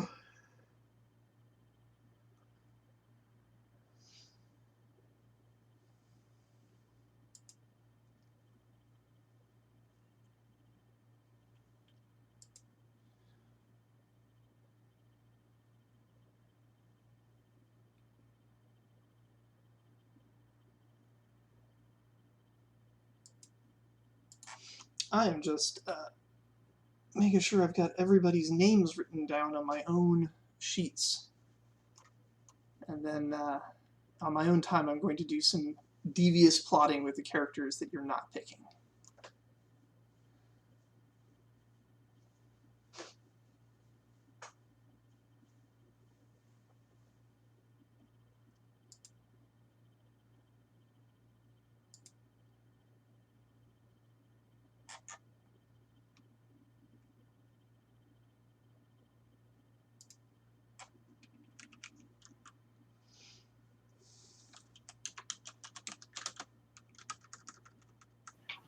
Has renown, connections, and resources changed at all, or is it still the same as per the spreadsheet? Or does it really matter? Oh, yeah, no, it's as per the spreadsheet. You've got 6 points that you can distribute amongst your connections and resources. If you wish to have an item be a permanent part of your character, such as Indiana Jones's hat, then you can deduct a point and have that item. If the item has any magical properties, it can be up to quality 6.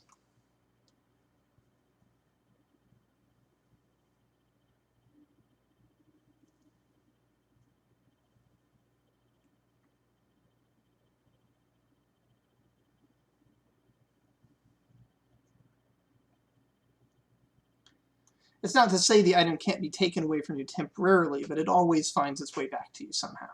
Part of the character, you see.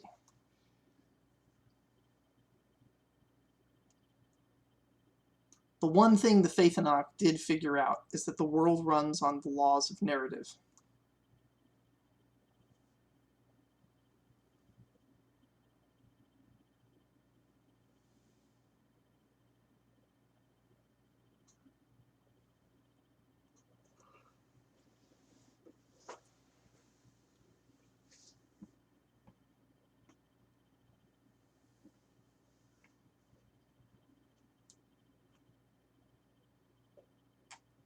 All right, Troy, I need a name for your character.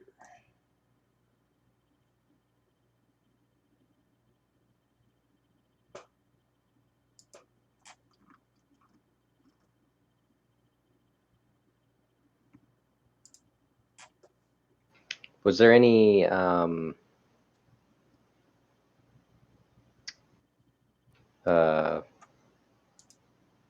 I assume there's not really any race specifications for the druids. Oh, especially not for druids. Druids come from literally everywhere across the planet. And because the druids don't need to use the moon gates to get to the moon, yeah, there's absolutely no restriction. Any species, any nation of origin, the only limit is that druids can't cross the equatorial rift, so it would only be from the northern hemisphere, which is literally half the planet.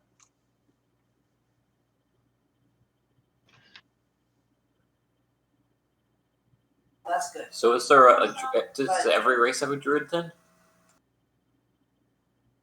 I mean, druids are philosophical.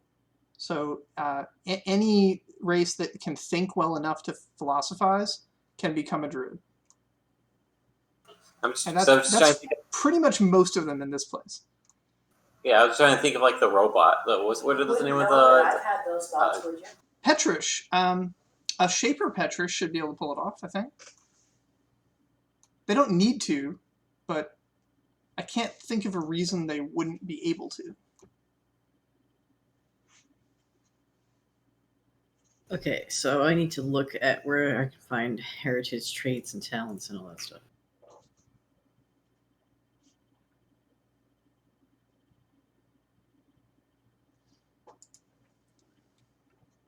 What race are you looking for? A human, I guess. Okay, so in the Talus Wiki, under Ancestries and Lineages, under General Lineages, that's where you will find everything you need. Is the Talus Wiki pinned in the Talus channel? That is a great question.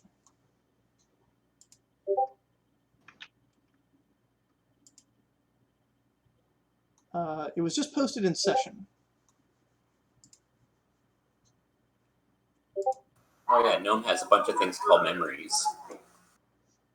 Yeah, and now it's been pinned in Talus. Thank you, Ed.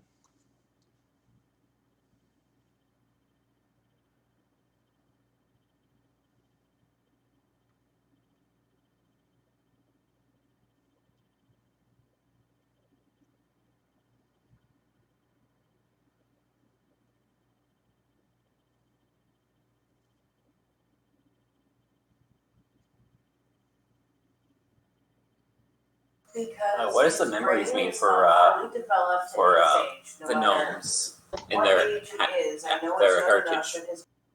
It means what they say, which is nothing right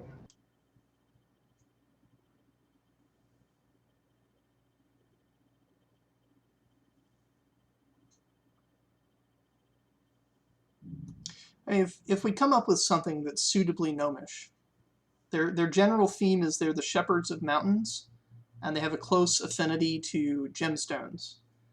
It's known in canon that gnomes, when they become significantly exhausted, not like by daily work, but by like years of being active, that they will enter into a sort of crystalline stasis to recover. Kind of like the Odin sleep, but they turn into a little crystal for a bit, and then they change back when they're done. So I'm confused. I think I got lost somewhere along the way. So I'm under ancestries and lineages, right? Yes, and then under general lineages. General, okay. And if you want to power one up with an eccentricity, there's also a general eccentricities section.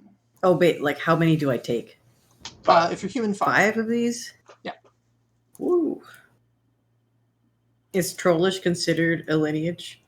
Trollish One of hasn't 5? Trollish hasn't been written. It's a human lineage, though.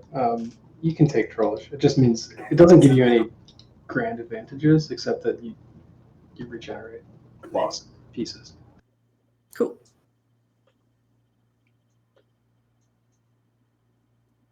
Not every one of Trollish blood exhibits that ability. Yeah, very few do. Just the super Trollish. She's just big.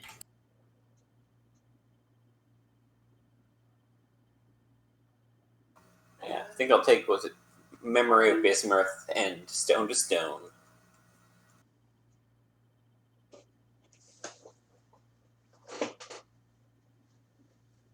Actually, I'm going to take Trollish out because there's things in here that I can use that kind of help with like resistance and sturdy and things like that.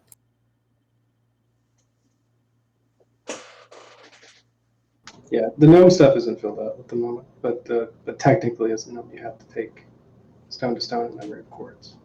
None of the others are optional, but none of them are filled out yet, so just fill out whatever.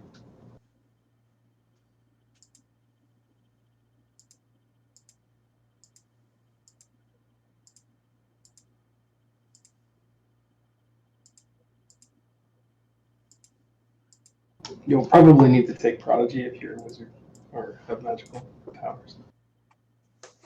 Yeah, definitely.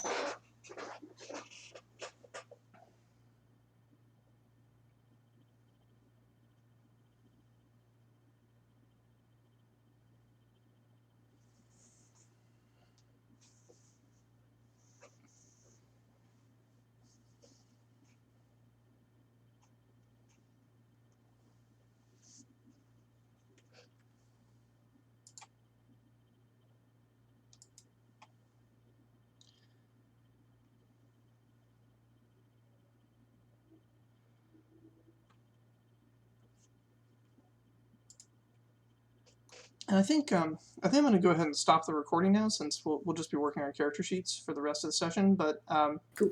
Before I do, would anyone like to hand out some experience points for cool shit that we got to experience this session?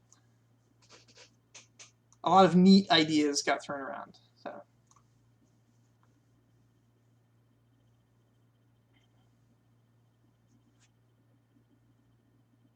In general, I would say I'd like to give one each to Chris and Vivian for their role playing through the sort of assembly of the team.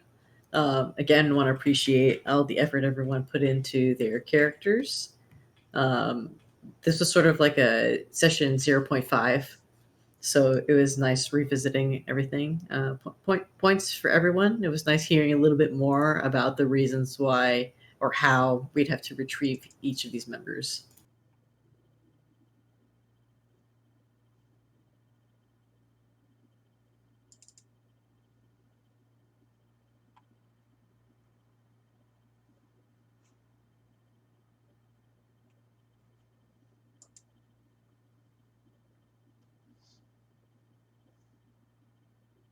Alrighty then.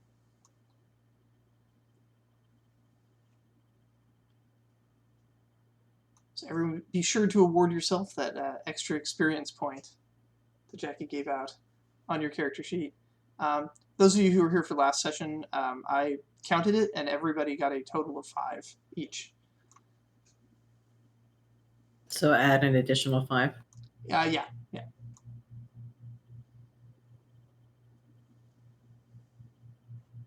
Hell yeah.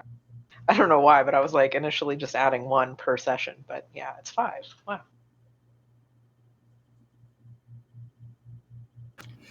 I'd also want to say point to Troy for being able to scramble together some interesting characters live.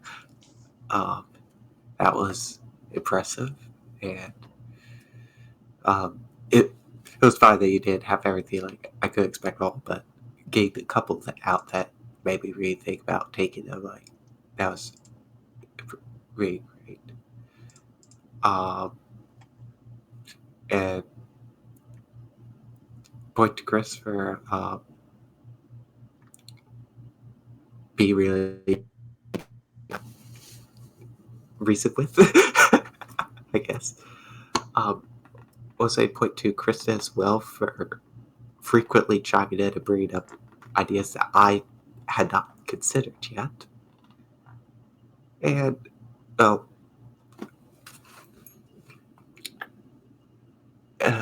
point to, it might be Jackie Tyson had already presented the characters well, and even the ones I didn't think I would be intrigued by, I was at least partially intrigued by. And at least have ideas for how we could have used them, but will not. I really wish we had a tunnel maker, but I understand that it was a little off base for what For we a were leaving. seepage, yeah. Yeah. I forgot there was like sailing tunnel through the ocean. I mean, he could do it. He probably could be the guy.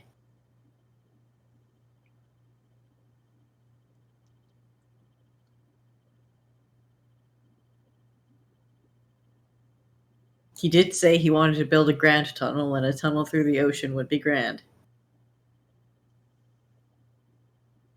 Insane. Probably impossible. There's a lot of underwater stuff in the ocean, particularly off the shores here, because a lot of what is currently underwater used to be the Elven continent 10,000 years ago, before the Mirror Lord was summoned and sank it. So there's like entire like ruined Elven cities down at the bottom of the ocean around here. And all along the coast, along your entire route.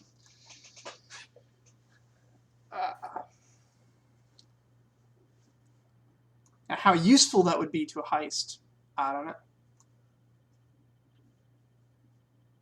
So in truth, you want to be able to secret tunnel, secret tunnel.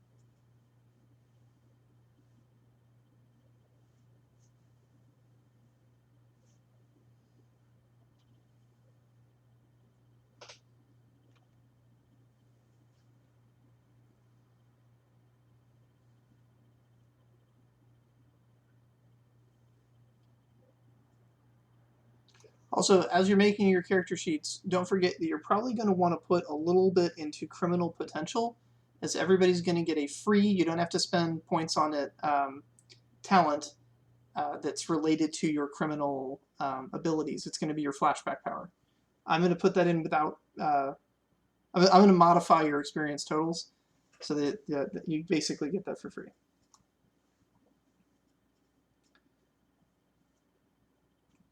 Are there any ancestry restrictions to our party? I don't think so.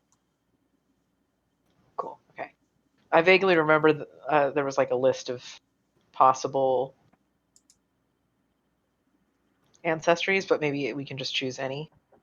Well, yeah, the general lineages, there's a list of 10 just like general ones for humans. If you're playing a non-human, there'll be 2 that are mandatory from that non-human thing that do special things.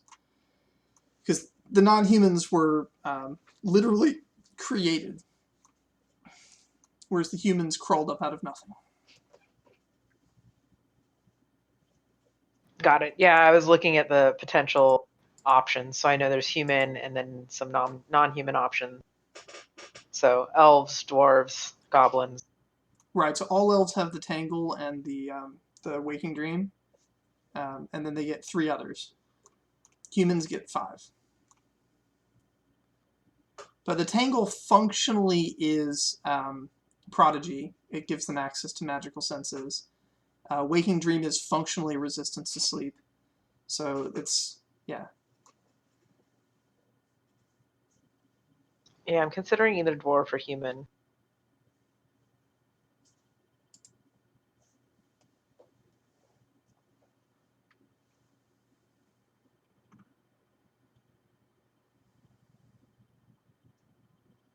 The advantage of human is the lineages are written.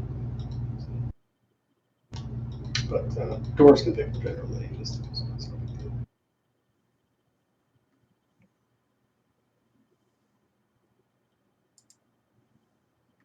Sorry, what about dwarfs?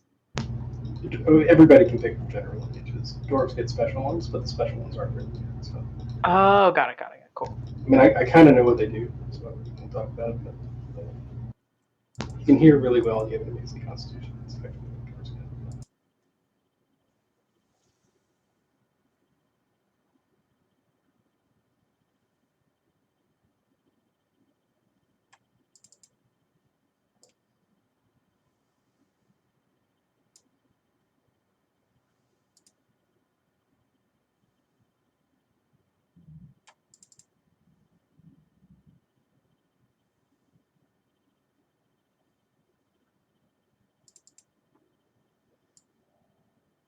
Kristen, yours is the smith, the con artist, right?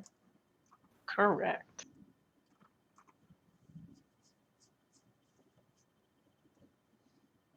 Would there be any downside to being a dwarf? Not in this area of the world. They're pretty much as common as humans in this region. Cool. No one's going to look at you like, whoa, that's a dwarf. I'm going to remember that. They're like, oh, it's another dwarf. Cool. That's the way I'd like it.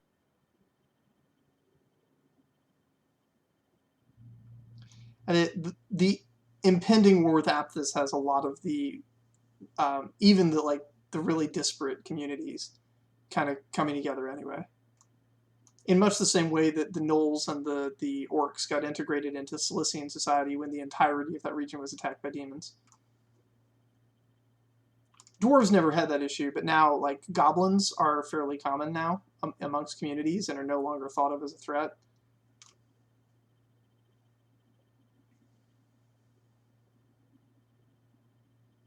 And because of all the gnomes that had to flee Dala when the mountain collapsed on it, there's gnome refugees pretty much everywhere now, so they're pretty common too.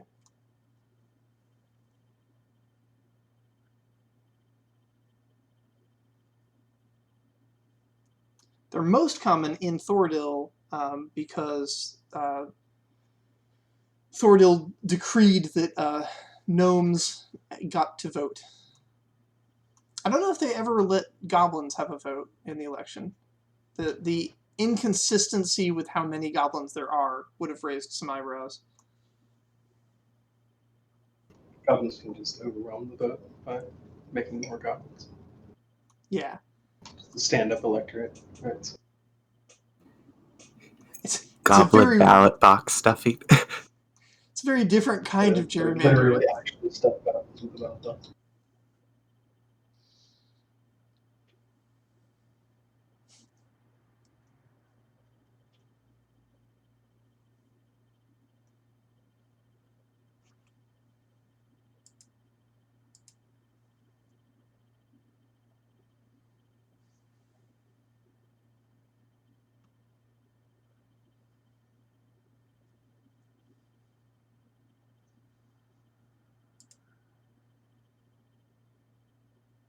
Is it possible to have like a weapon or whatever without spending the renown? Yeah, if it's just a regular weapon, you can have any quality 2 thing you want. Cool.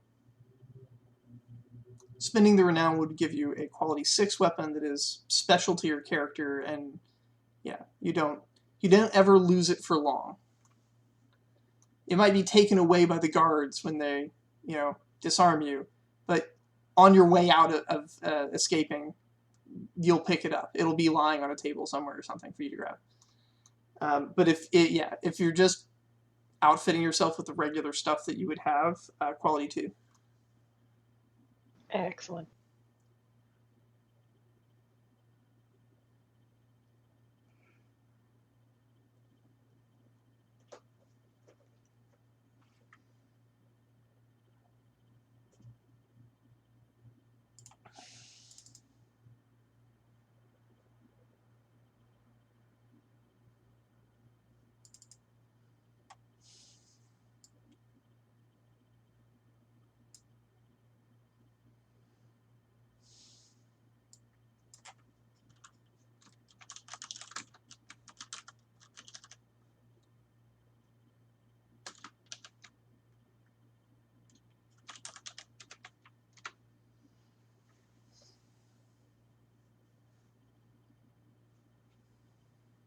How's everyone's characters coming along?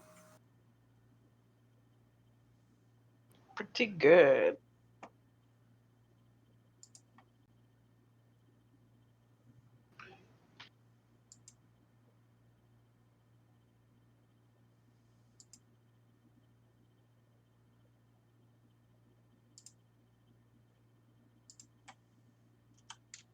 Could I just make up heritage traits for a dwarf?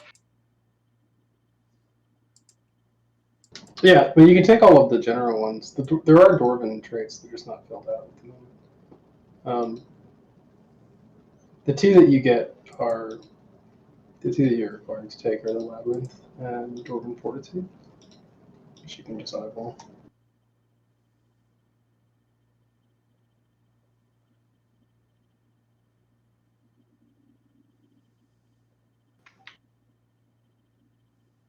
Did you say labyrinth? Yeah. Is that the one from their was it their somatosensory thing? Instead of being routed to their inner ear, it routes to their skeleton? Their inner ear is their skeleton. Yeah. Yeah. Which gives them extremely precise understanding of their position.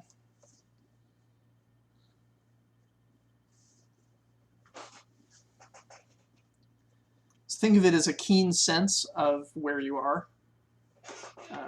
Good hearing. Excellent hearing. Yeah. Unless you're one of the pirate dwarves, in which case it lets you be buoyant.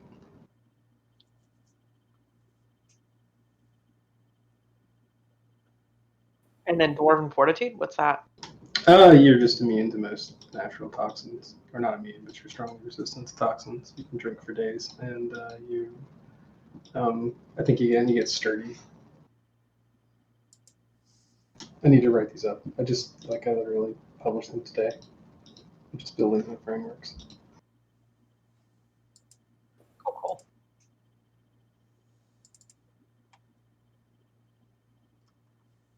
I just realized I didn't spend any points on talents, so now I'm going to have to make some adjustments.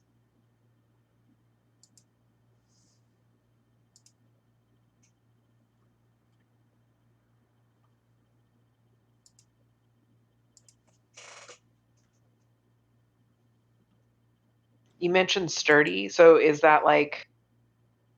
That's a regular talent, a regular one.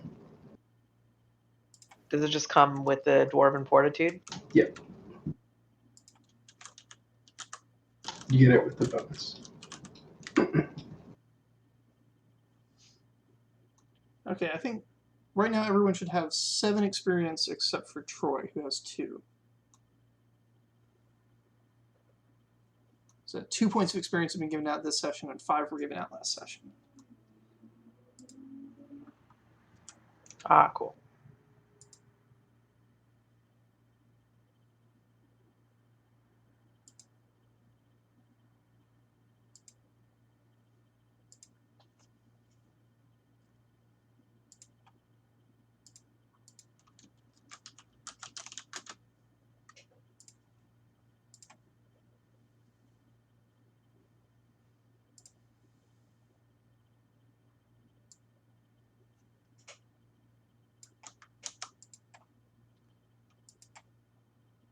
Kristen, don't be alarmed. I'm adding a large quantity of information to yours.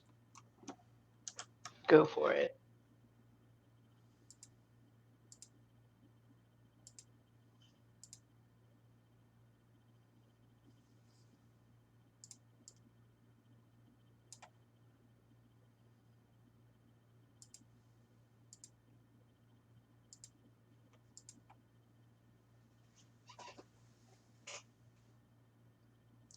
So for sturdy, I guess I can just manually adjust the spreadsheet for the adjustment to my aptitude.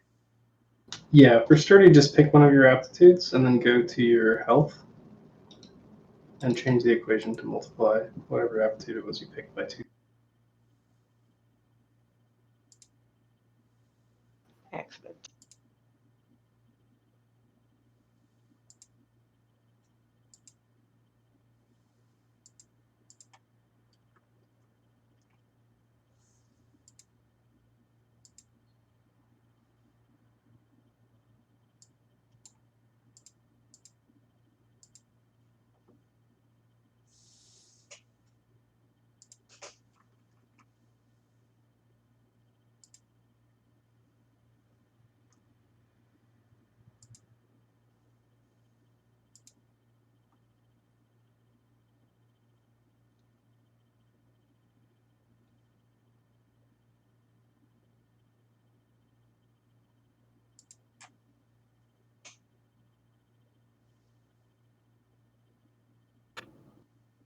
This is what happened. So you had added a bunch of points to your magic potential that were not actually spending experience points. I've modified the math of your sheet to accurately calculate them. Okay. Okay, I can fix that. It's nothing you did wrong. It's just you had 2 potentials, and your character sheet was only calculating the first one. So I fixed it. Okay. I realize this may require you to remove some things or adjust some things, but yeah. I'll be honest, it felt like I had more than I was supposed to have. Yeah, magic potential of 4 for a starting character is incredibly powerful. Oh yeah. That's like more than throwing down with fireballs kind of thing. That's like, yeah. That's like, right out the gate, I'm dropping cone of coals on my enemies, like it's nothing. Right. It did feel weird, like adding it, but I did not notice that wasn't counting down the experience. Okay. So. Yeah, I suspect if you drop it to 2 and then fiddle around with some of the other points, you won't have too much trouble getting everything to fit in. I actually think.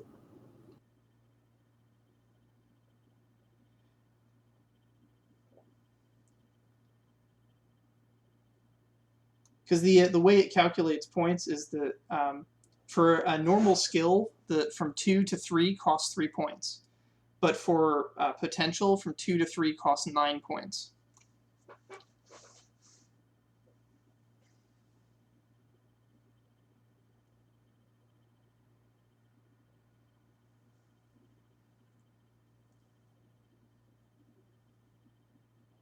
Yeah, easy to balance. There we go.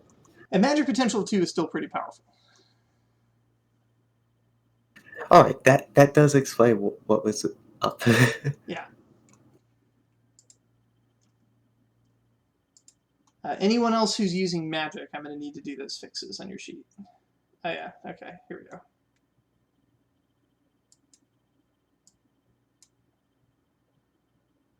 go. Kristen, we should totally make a JavaScript character sheet.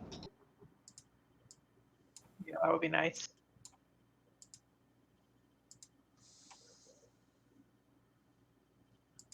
People are just making their characters for the night, and that's it, right? Yeah. Yeah, I think so. Unless anybody else wants to give out experience points. Yeah, I'm ready to stop the recording and just focus on doing the math. I gave out 1, and then I think Tice gave out 1. Vivian gave out 1. Sorry, my bad. Yeah. All right. Well, I think I'm gonna call it a night. I gotta work tomorrow. Alrighty. See ya. See ya. See everyone. Good night. Stopping the recording.